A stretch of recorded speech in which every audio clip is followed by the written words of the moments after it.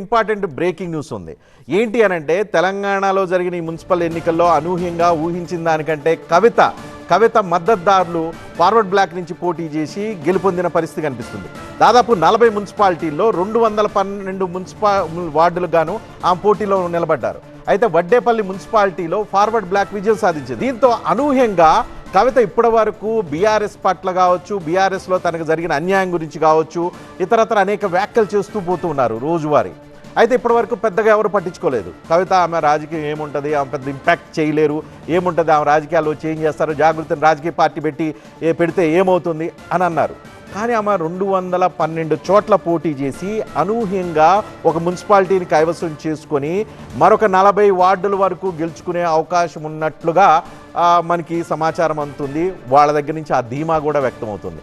దీంతో ఒక్కసారిగా కవిత ఇంపాక్ట్ ఏంటి తెలంగాణ పాలిటిక్స్లో, భవిష్యత్తులో మరింత ఇంపాక్ట్ చేసే అవకాశం ఉందా? మున్సిపాలిటీల్లో అండర్ డాగ్గా వచ్చి ఒక్కసారిగా ఇన్ని స్థానాలు గెలుచుకోవటం ఒక ఊహాతీతమైన ఒక ఆలోచనగా నాకు ప్రస్తుతానికి కనిపిస్తుంది.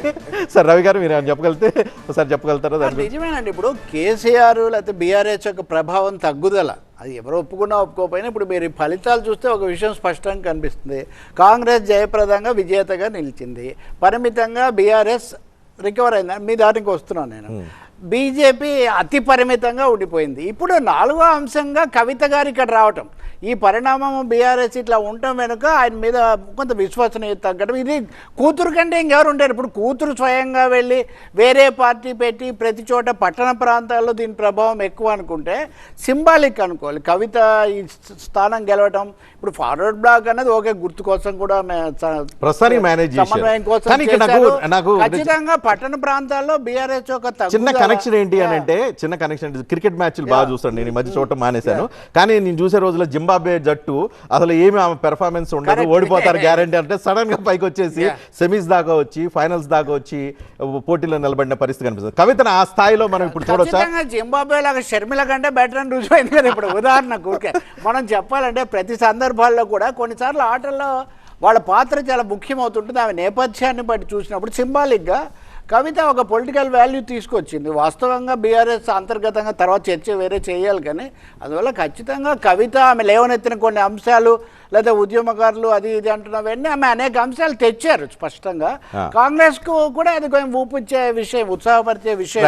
రాకేష్ బీఆర్ఎస్ యాక్టివిటీస్ అదేవిధంగా కవిత రాజకీయ వ్యవహారాలను టీవీ9 తరపున పరిశీలిస్తూ ఉంటారు. రాకేష్, మీ అంచనా ఏంటి రిజల్ట్ ఏంటి? దీనిలో ఏమన్నా రాజకీయ వ్యూహాలు జరిగినాయా, లేకపోతే కవిత పట్ల సానుభూతి నిజంగానే ఇంపాక్ట్ కనిపిస్తూ ఉందా?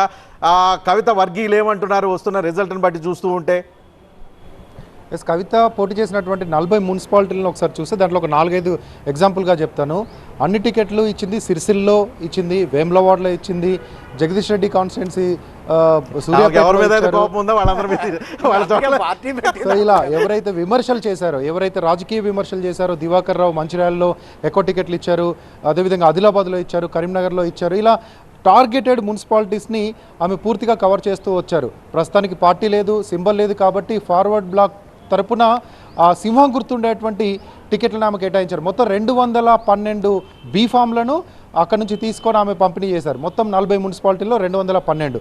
కానీ ఇప్పటికే వడ్డేపల్లి పూర్తిగా వచ్చేసింది. కానీ బీఆర్ఎస్ నేతలు కొంతమంది చెప్తా ఉన్నారు, వడ్డేపల్లిలో పోటీ చేసిన వాళ్ళలో ఎక్కువ మంది బీఆర్ఎస్ నుంచి ఎక్కడైతే రెబల్గా పోటీ చేద్దాం అనుకున్న వాళ్ళు మాత్రమే పోటీ చేశారనేది చెప్తూ ఉన్నారు. దాంతోపాటు మంతిన్లో ఒక సీట్ వచ్చింది, ఇప్పటికే గెలిచారు. పెద్దపల్లిలో ఒక సీట్ గెలిచారు, సుల్తానాబాద్లో ఒక సీటు గెలిచారు, రామగుండంలో 8 సీట్ల ఆధిక్యంలో ఉన్నారు, మంచిర్యాలలో 4 సీట్ల ఆధిక్యంలో ఉన్నారు. ఆ పార్టీకి సంబంధించిన నేతలు, కవిత అయితే ఇప్పటివరకు ఇంకా టచ్లోకి రాలేదు, కానీ మిగతా వాళ్ళంతా చెప్తున్న ప్రకారం అయితే 40 నుంచి 50 సీట్లు ఖచ్చితంగా వివిధ మున్సిపాలిటీల్లో గెలుస్తామంటున్నారు. కానీ టార్గెట్ చేసినటువంటి మున్సిపాలిటీలో మాత్రం కొంత దూరంగానే ఉన్నారు. దీంతో మాట్లాడడానికి మనతో పాటు క్రిషాంక్ కూడా ఉన్నారు. చూస్తున్నారు కదా, కవితకు సంబంధించినటువంటి రిజల్ట్ వడ్డపల్లిలో పూర్తిగా ఒక మున్సిపాలిటీని కైవసం చేసుకున్నారు. రాష్ట్ర వ్యాప్తంగా 30-40 కౌన్సిలర్ సీట్లలో ఆధిక్యం చూస్తున్నారు. ఇదేంటి, దీన్ని ఎట్లా అనాలిసిస్ చేస్తారు పార్టీ తరఫున? అంటే ఒకటండి, ఇప్పుడు లాస్ట్ మినిట్లో అవకాశం రాకుండా కొందరు అటు ఇటు వెళ్ళే వాళ్ళు ఉంటారు కాబట్టి అది ఒకటి వచ్చింది. కానీ ఒకటేంటిదంటే గమనించాలి, మీకు బెంచ్ మార్క్గా లాస్ట్ ప్రీవియస్ ఎలక్షన్ సింబల్తో జరిగిన ఎలక్షన్స్ పార్లమెంట్ ఎలక్షన్స్. పార్లమెంట్ ఎలక్షన్స్లో భారతీయ జనతా పార్టీ వాళ్ళు కాంగ్రెస్ వాళ్ళు కూడా ఏంటంటే ఎంతసేపు వాళ్ళ అజెండానే ఉన్నది. రాహుల్ గాంధీ గారు ఇటు నరేంద్ర మోదీ గారు బీఆర్ఎస్ పార్టీ 0 అయింది అని చెప్పుకుంటూ పోయారు. 0 నుంచి ఇవాళ ఏ స్థాయిలో అయితే మమ్మల్ని చూడండి, ఈ లాస్ట్ 15 రోజుల్లో హరీష్ రావు గారిని విచారణ, కేటీఆర్ గారిని విచారణ, అరే కేసీఆర్ గారు బీఫామ్లో సంతకాలు పెడుతుంటే వారికి నోటీసులు, అవమానపరుస్తూ ఇంటికి పోయి నోటీసులు. ఆ తర్వాత ఎందుకంటే మొత్తం లీడర్షిప్ అందరూ కూడా ఇటు విచారణల చుట్టే ఫోకస్ చేసుకుంటున్నారు. అందులోకి వెళ్ళి ఇప్పటికి వస్తున్న ఫిగర్స్ అంటే కాంగ్రెస్ పార్టీ అదే నిజం అనుకుంటా. సింపతి వర్కౌట్ కావాలి కదా, విచారణకు ఎక్కువ ఎదుర్కొంటున్నారు, కావాలనే ప్రభుత్వం కక్ష కట్టింది, ఇదంతా ఈ సింపతి వర్కౌట్ ఇంకా ఎక్కువ సీట్లు వచ్చే అవకాశం ఉంటుంది కదా. మీరు గమనించండి, ఆల్మోస్ట్ ఎక్కువనే వచ్చినాయి కదా. ఇప్పుడు 750 వాళ్ళు ఉన్నారు అని అంటే మేము 400 ఉన్నామంటే అంటే ఈ 450 వార్డ్స్ యాజ్ ఆఫ్ నౌ వాళ్ళు రిజెక్ట్ చేసిర్రు ప్రభుత్వాన్ని. ప్రభుత్వ మున్సిపాలిటీలను వాళ్ళు స్పష్టంగా రేవంత్ గారి ప్రభుత్వాన్ని వాళ్ళు రిజెక్ట్ చేసిండ్రు. అండ్ ఇంకొకటి ఏంది, మీరు ప్రీవియస్ ఫిగర్స్ చూసుకోండి, 3112లో ఓవరాల్ ఫిగర్లో అప్పుడు కాంగ్రెస్ గెలుచుకున్నది ఎన్ని వార్డులు? 580. ఇప్పుడు మేము సగం మార్కులనే దాన్ని దాటేస్తున్న పరిస్థితి. మళ్ళీ ఒకసారి కవిత దగ్గరికి వద్దాము. మీ పార్టీకి ఇదేమైనా కొంచెం నష్టం కలిగించే అంశమా? ఎందుకంటే దాదాపు 40 మున్సిపాలిటీల్లో ఒక 30 నుంచి 40 సీట్లలో ఆమె ఆధిక్యం చూపిస్తూ ఉన్నారు, లీడ్ చూపిస్తూ ఉన్నారు. వడ్డేపల్లి ఖచ్చితంగా అది బీఆర్ఎస్ కోటాలో ఉండాల్సినటువంటి సీటు, అలంపూర్ కాన్స్టిట్యున్సీలో వడ్డేపల్లి, అది కవిత కైవసం చేసుకున్నారు. ఇంకా కొన్ని చోట్ల మీ గెలుపును ప్రభావితం చేసే అంశాలు కూడా కనిపిస్తున్నాయి కదా.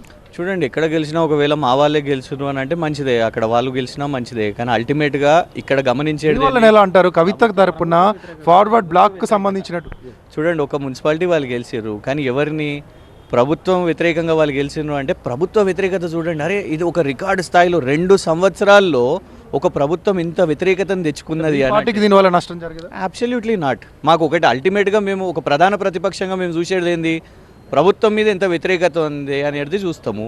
సో ఇవాళ ఆ ప్రభుత్వ వ్యతిరేకత, ఎందుకంటే అది కూడా మూకుమ్మడి దాడి, ఇంతమంది కలిసి ఆఖరికి జనసేనను కూడా తెచ్చి ఇక్కడ పోటీకి పెట్టారు కదా.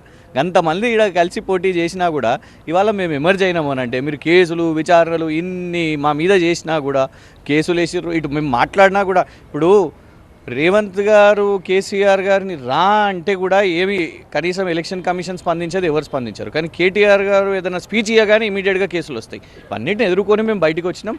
ఇవాళ బీఆర్ఎస్ శ్రేణులు సర్పంచ్ల ఎన్నికల తర్వాత మళ్ళీ ఈ ఎన్నికల్లో కూడా అందరు ఎక్కడికక్కడ కొట్లాడిర్రు. మీ ఛానల్లో చూపెట్టింది జగ్గారెడ్డి గారు ఎట్లా పోలీసులను బెదిరించారో ఆ ప్రెషర్స్ అన్నింటినీ కూడా కొట్లాడి ఇవాళ మేము ఈ ఫలితాలను సాధించినాం. Thank you. ఇది కొంత కవిత విషయంపై గట్టిగా మాట్లాడడానికి మొహమాటం కనిపిస్తూ ఉంది బీఆర్ఎస్ నేతల్లో. అదంతా కూడా ప్రభుత్వ వ్యతిరేకతగానే చూస్తున్నట్లుగా చెప్తా ఉన్నారు.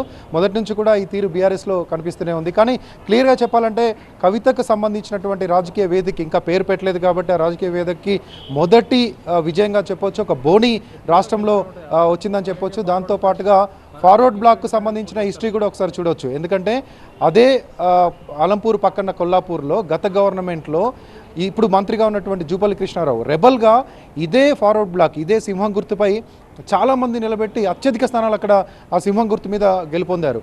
సో గుర్తు ప్రభావం కూడా కొంత ఉండే అవకాశం ఉంటుందని చెప్పేసి బీఆర్ఎస్ శ్రేణులు కూడా చెప్తా ఉన్నాయి. ఏదేమైనా ఈ ఎన్నికల్లో, ఈ మున్సిపల్ ఎన్నికల్లో సర్ప్రైజ్ ఏంటి అంటే కవితకు వచ్చిన రిజల్ట్. అది గతంలో కొల్లాపూర్లో సింహం గుర్తుందా ఇప్పుడుందా ఇవన్నీ పక్కన పెడితే సర్ప్రైజ్ చేసింది మాత్రం కవిత. అనూహ్యంగా ఆమె ఈసారి రంగంలోకి వచ్చారు. రాబోయే రోజుల్లో ఆమె తన రాజకీయాన్ని ఎట్లా డెవలప్ చేస్తుంది, ఎట్లా ఉంటుంది అనేది చూడాల్సి ఉంది.